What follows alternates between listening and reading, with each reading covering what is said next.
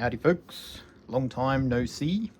A lot of things have been going on the last few years, but I'm back today trying to get back into making content more often again. There's a few people out there that seem to enjoy all the strange little stories I had, so yeah, we're back today. Happy Mother's Day to all those that do celebrate it. I know people like myself don't really do much these days on account of things. For starters, I'm just showing you around my little office in our home where a lot of the magic happens. Now, anyone that's been around for a while here knows that I love my cars. I'm a massive car collector.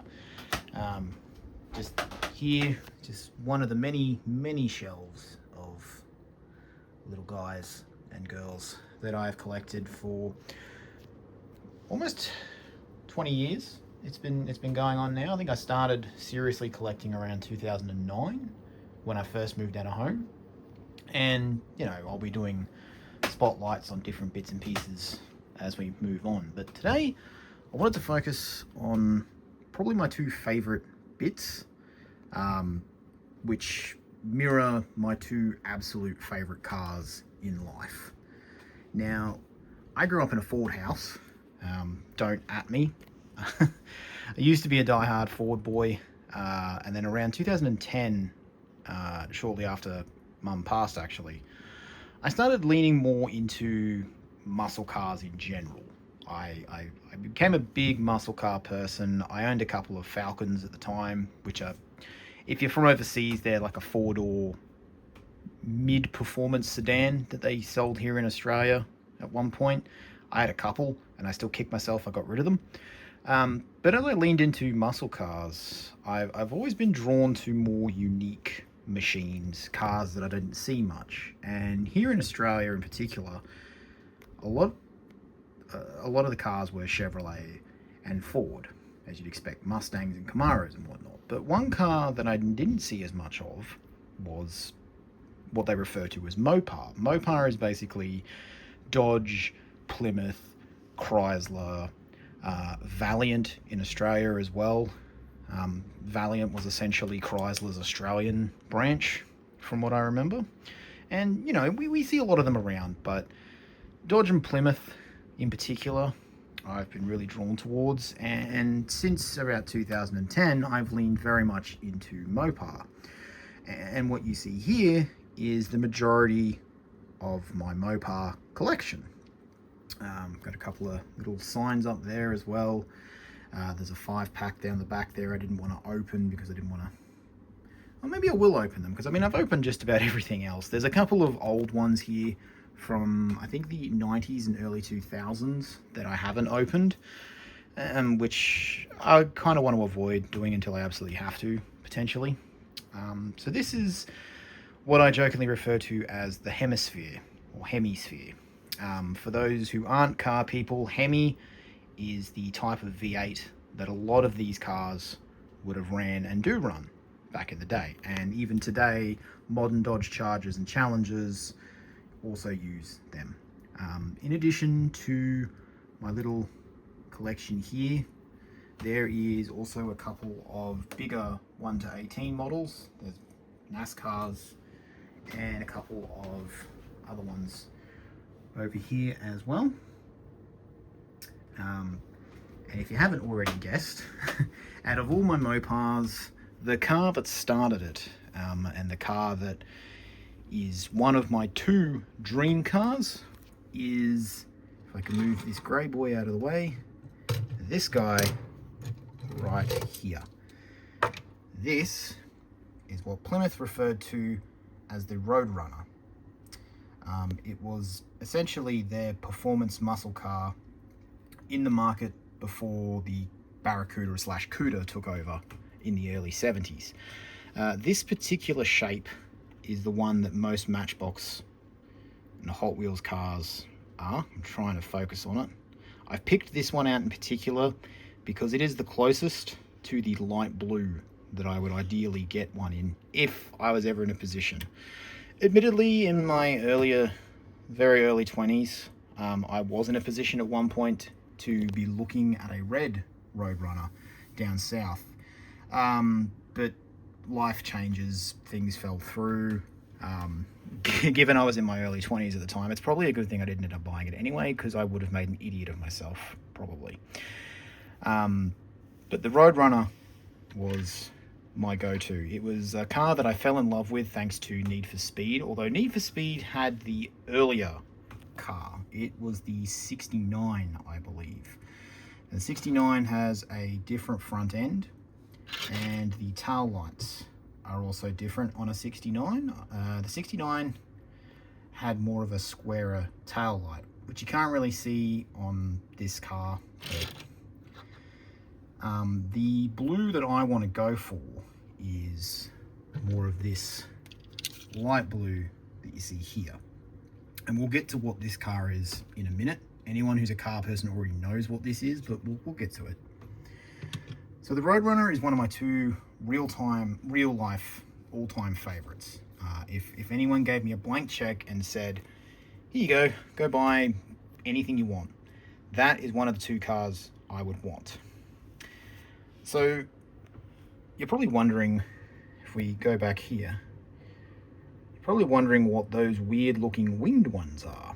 You're looking at all of these guys, all my Dodge Chargers. At the front here, we have a couple of Coronets, Dodge Coronets, Super Bs. Now, those I have a soft spot for, because I actually used to work with a lady. Her and her husband were big, and are still big, sort of old car people. I think they own a couple of Cadillacs nowadays, but she used to own one of these Coronets, but it was pink, and it was a factory pink. If you're not much of a car person, Dodge, Plymouth, Mopar in general, during the 60s and 70s had a very big range of just absolutely crazy colors. It was such a 60s era car, because they had blues, they had reds, oranges, green, purples, pinks. If we go over here, you can actually see some of the purples that they did as well. You know, you got bright yellow, white. There was just so many crazy colors. If we go back here, there's also a neon green Dodge Challenger, which we'll get to these guys in a moment as well. So early 60s, well, no, sorry, not early 60s, late 60s, NASCAR, which is America's main motorsport over there. Yeah, NASCAR had Ford, Chevrolet, Dodge, Plymouth. Now, and even though they sort of operated out of the same head office, I suppose, Dodge and Plymouth competed against one another, and primarily they would race the Dodge Chargers, which are these sort of guys you see here, these earlier Charger shapes. Now, come towards the late 60s, the primary car that they ran was either the Dodge Charger 500, which is what you see here, or my beloved Roadrunners, which had the earlier shape. The problem for Mopar come the late 60s was they were starting to get their asses kicked. Ford had brought out a new version of their Gran Torino called the Talladega. It was much more aerodynamic focused. It was one of the first cars you would see built more to compete in NASCAR. Back in those days, you actually still had to sell the car that you raced. It wasn't just a fiberglass body vaguely familiar to the road car that you see today. What they raced on the track, you theoretically could go and buy the weekend after you saw it race. And so, you know, the Talladega was one of the first muscle cars that they started messing with the aerodynamics in to give them an edge in NASCAR. And they did really, really well, much to the annoyance of Mopar. Richard Petty, who is a legend in NASCAR racing. He's won the title 7 times. He won, I believe, 200 races over the course of his career. And he raced just about everything from the early 60s through to the 90s, I believe. Very early 90s his last race was. If you've ever seen the movie Cars, the bright blue Dynaco car in that was a homage to him, hence the name King, which is his nickname, and he voiced it as well. Now we're getting to what that car's based off very shortly, but the reason I mention him is that Ford had been doing so well, Petty actually went and raced for Ford in the late 60s. He jumped ship after racing Plymouths for very many years. Even though he had some success with them, Ford were doing that well that they had enticed him over to that. And Dodge and Plymouth wanted him back. They also wanted to end Ford and Chevrolet's sort of edge over them. So, to get around the aerodynamics of the Talladega, Dodge and Plymouth brought out these two crazy looking cars. These are still a Dodge Charger and a Plymouth Roadrunner, but they are a high performance aerodynamic version, and I'm going to sit a normal Roadrunner beside it for comparison. And if I can get my Charger 500, I'll put him over here. Space is a very big premium around here. So that is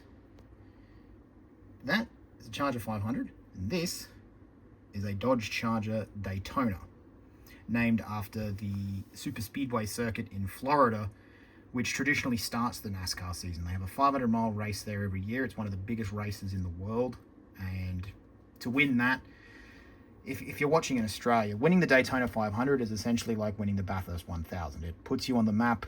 It's one of the biggest races of the year. It's not even the longest race they do. I think they do a 600-mile race later in the year as well, somewhere else.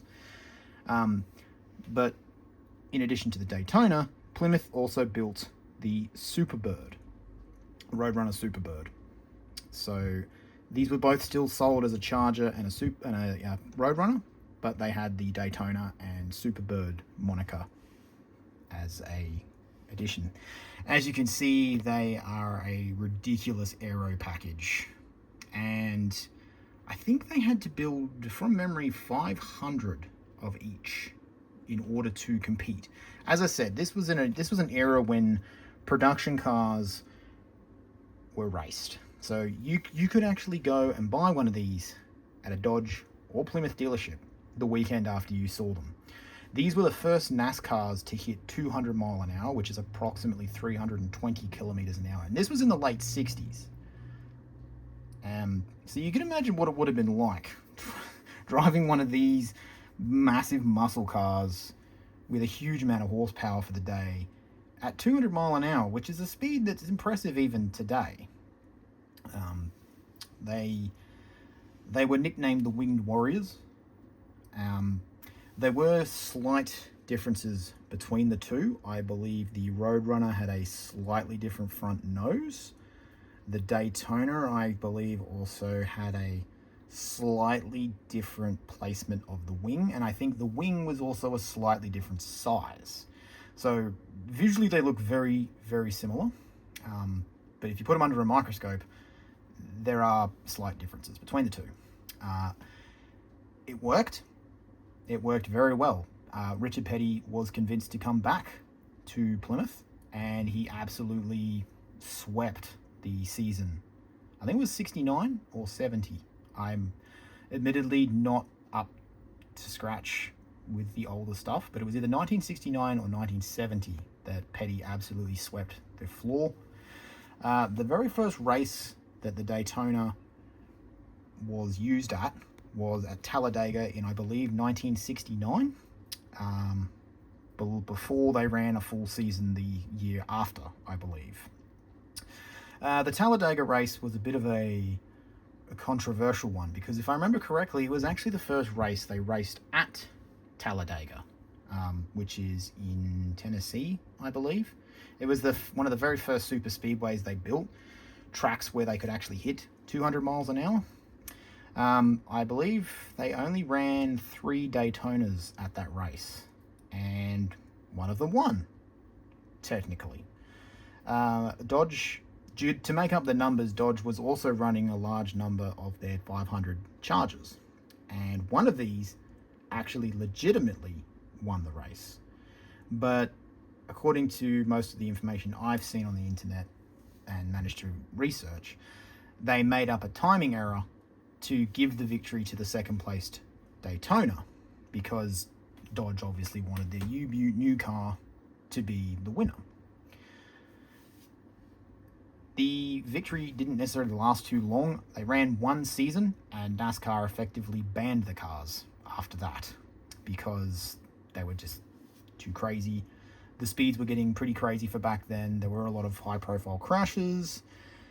Chevy, I believe, was working on a Chevelle to combat these two cars, and Ford was working on a aero version of their Mercury Cyclone, which would have ended up looking very similar to these. It had a pointed nose, it had a big rear wing, and it would have had similar aerodynamic qualities. But they got banned, and they never went to race with them. So I have quite a few of these. I try to avoid duplicates in my collection, but I make an exception for my Mopar cars. They've got a special place in my heart. They're also quite hard to find compared to other models. So I try to snap them up every chance I get. So you'll see I've got a stack of my Roadrunners in the center here, including my blue one, which we're just going to put back.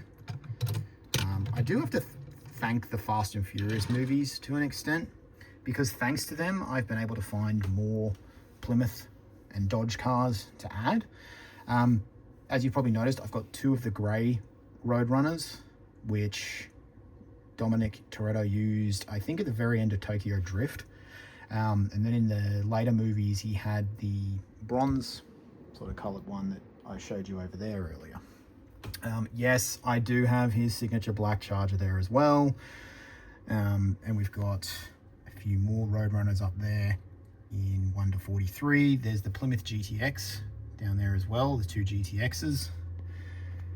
So after the Superbirds and Daytonas were banned, I'm just going to put these guys back here. So after they were sort of outlawed, Dodge and Plymouth went to a new shape.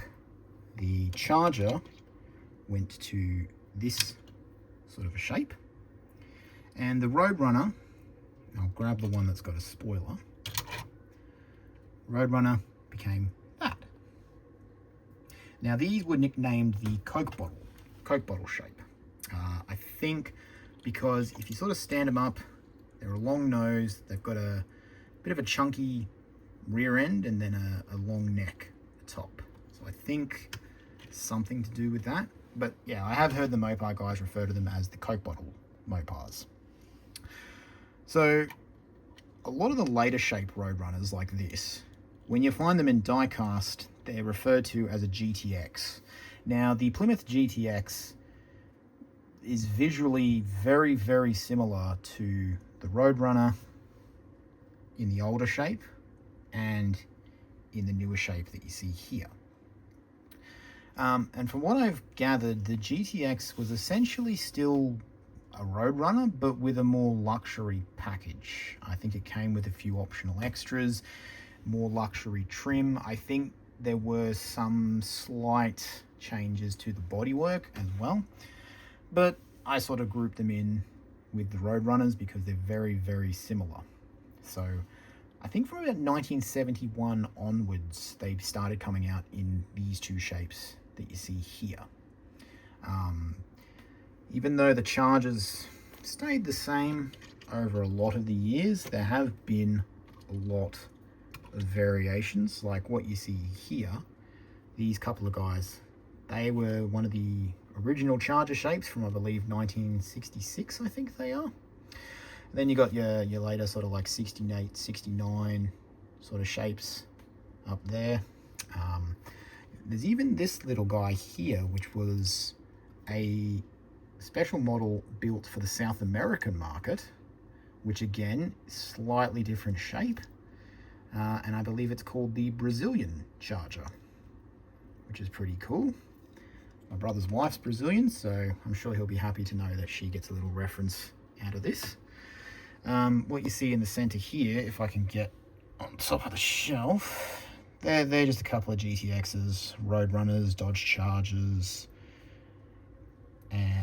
the Cuda. Now, in the late 60s, Plymouth ran a car called the Barracuda, which is what you see here. And I've only got a couple of them, and admittedly, I don't know a lot about them. I don't see much of them. I used to actually work with a guy in my old job that owned a Barracuda, which was pretty cool, although I believe he had the earlier shape, which, if we go over to my old Chargers, was similar to this. It had a big, long rear windscreen like that. And I believe they were early 60s. So from 71, when the Charger and Roadrunner went to their new shape, Dodge and Plymouth brought out a couple of new muscle cars for the what they call the pony car market. Pony cars being a bit smaller, like your Mustang, Camaro, and whatnot. What they came up with, and I'm going to get the brightest one here to get their attention, was the Challenger and the Cuda, which was essentially an abbreviated version of Barracuda. These guys, as you can see, like the Roadrunner and Charger, visually very, very similar.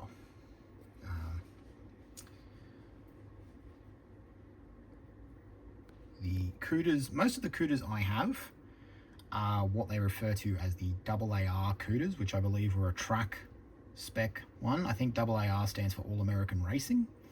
I think it was something to do with Trans Am from memory. And here we have the Challenger, which was just known as the Challenger. There were multiple variations of it.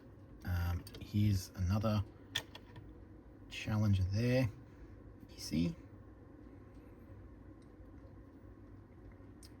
And I went through a stage where I would buy just about a color, one of every color, which is how I ended up with all of these. And there are still many others out there that I didn't get. So, you know, actually, come to think of it, I'm just going to grab this guy quickly. This is the very early 60s Barracudas.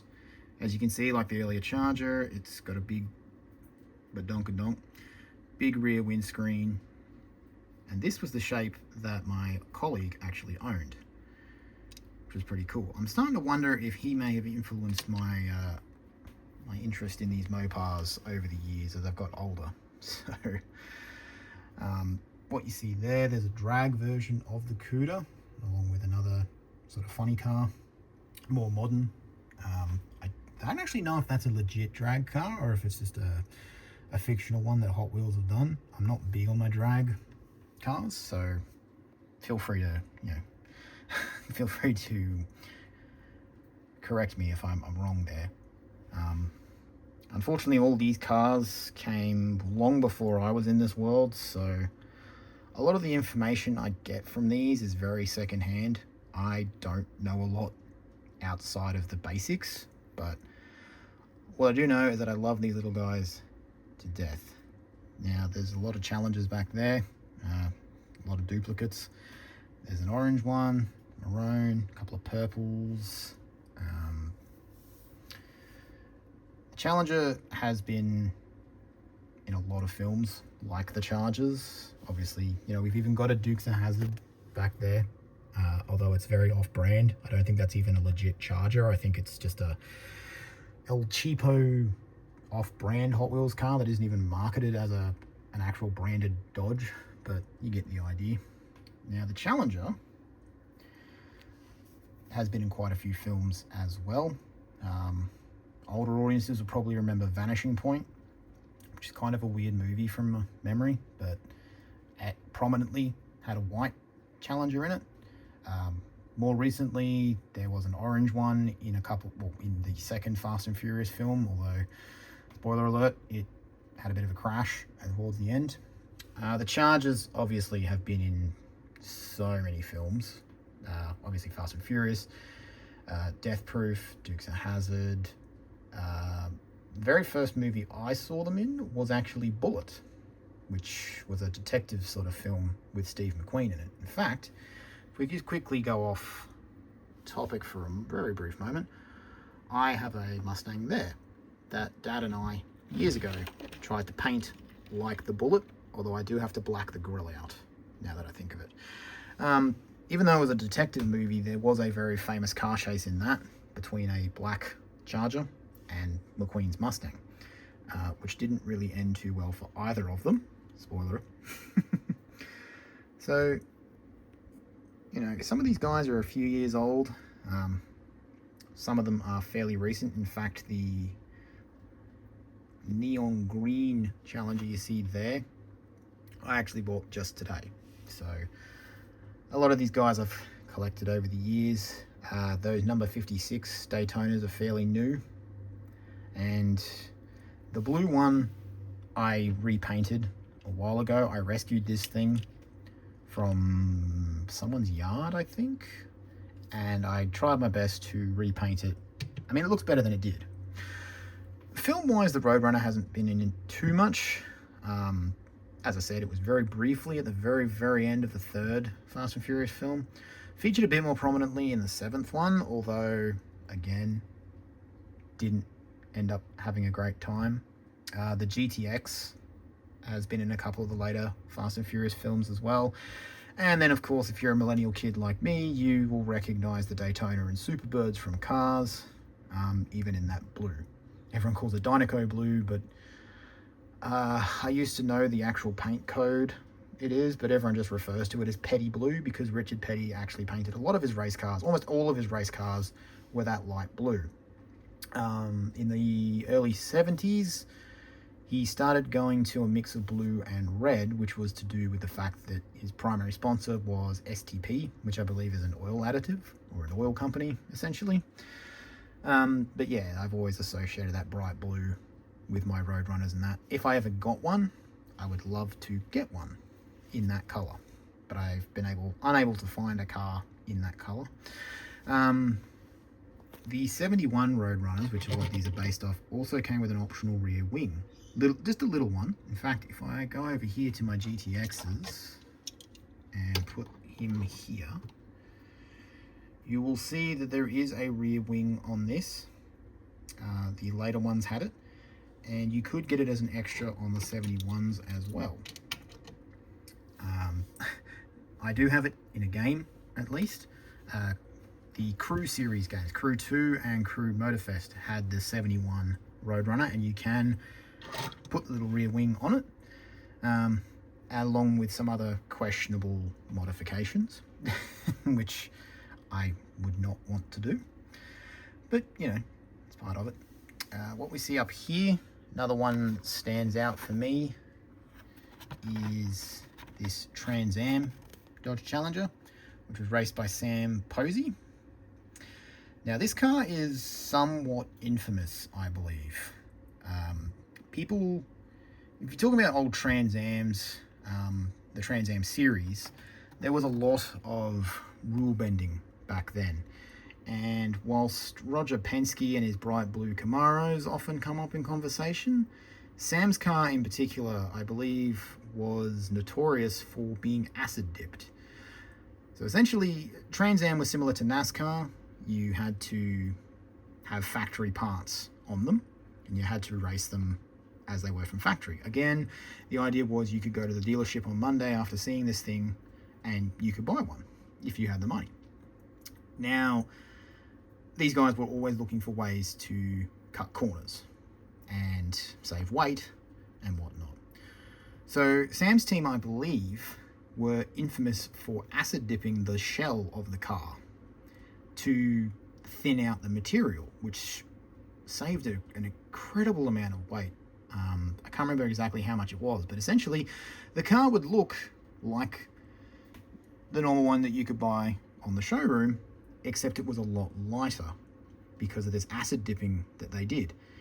And this may not be 100% correct, but the urban legend story I often hear is that the reason they got found out was that I believe Laguna Seca, which is a track in California, one of the inspectors on the day put his clipboard on the roof of the car and looked inside the car to do an inspection, did all of that.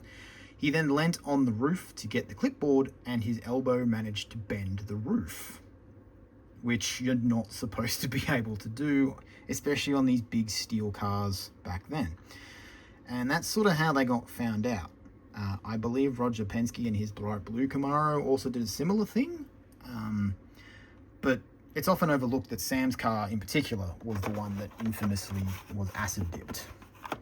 Penske also got around racing rules in other strange, mysterious ways.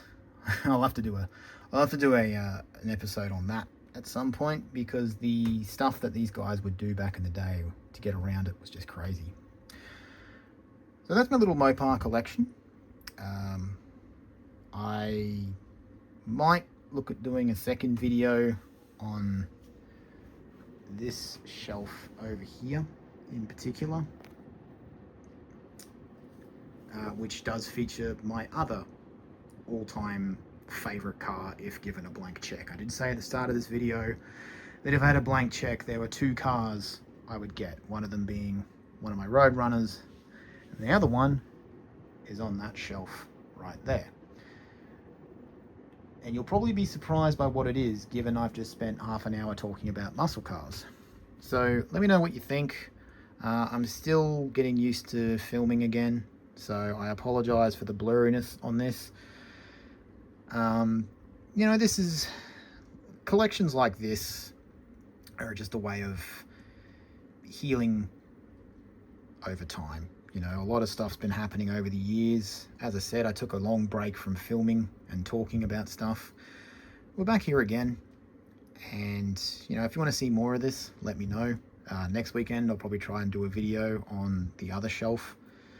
And yeah, I hope you enjoyed having a quick look at some of my collection. I do have a large number of modern Mopars, like the Dodge Challenger from like 2008 onwards, the Dodge Charger, and I do have quite a few Dodge Vipers as well, but I don't know if I want to dig them out of storage. I don't know if they'll really fit the vibe.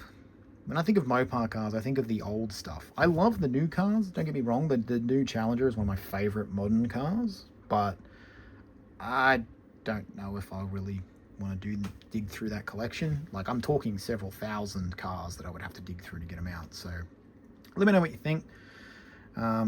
Be gentle. I'm still getting back into doing all of this. So hope if you did stick around for the whole half an hour, thank you. I do appreciate it. I'm so happy that you took half an hour of your time to listen to a mid-30s man ramble about a bunch of classic old cars that he'll probably never get to own. But let me know what you think, and I will hopefully see you in the next episode.